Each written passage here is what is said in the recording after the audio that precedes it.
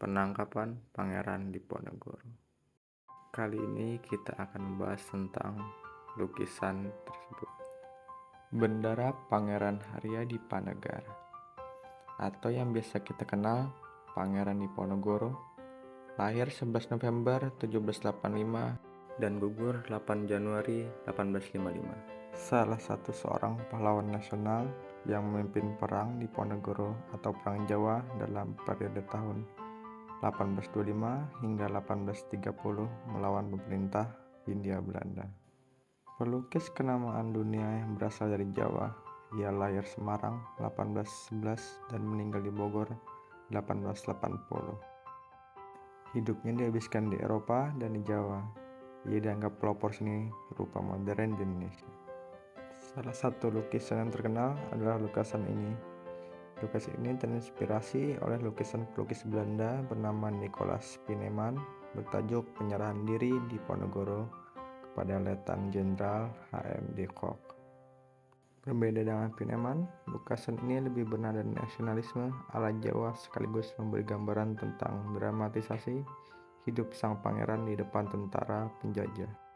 Seniman tersebut ialah tak lain Raden Saleh Syarif Bustaman yang lahir pada Mei 1811 dan wafat pada 23 April 1880. Adalah pelukis Indonesia beretnis Arab Jawa yang menjadi pionir seni modern Indonesia yang saat itu Hindia Belanda. Lukisannya merupakan perpaduan romantisisme yang sedang populer di Eropa saat itu dengan elemen-elemen yang menunjukkan latar belakang Jawa di pelukis.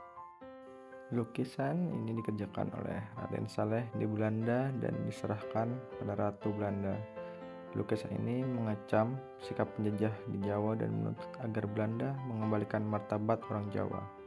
Karena itu, Raden Saleh juga menggambar dirinya dalam lukisan sebagai seorang saksi penangkapan yang penuh kecurangan tersebut.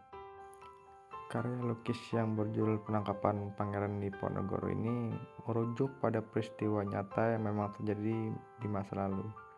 Lukisan ini merupakan respon dari lukisan Pieneman yang ditugaskan untuk mendokumentasikan momen penangkapan Pangeran Diponegoro oleh pemerintah Belanda.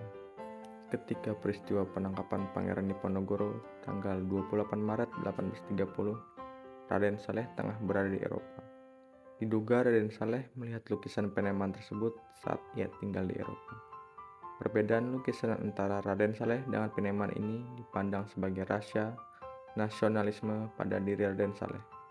Beberapa perbedaan penting antara lukisan Raden Saleh dan Pieneman yaitu: 1. Pieneman menggambarkan Diponegoro dengan wajah lesu dan pasrah. Raden Saleh menggambarkan Diponegoro dengan raut tegas dan menahan amarah. Dan 2. Pieneman memberi judul lukisannya Penyerahan Diri Diponegoro. Raden Saleh memberi judul Penangkapan Diponegoro.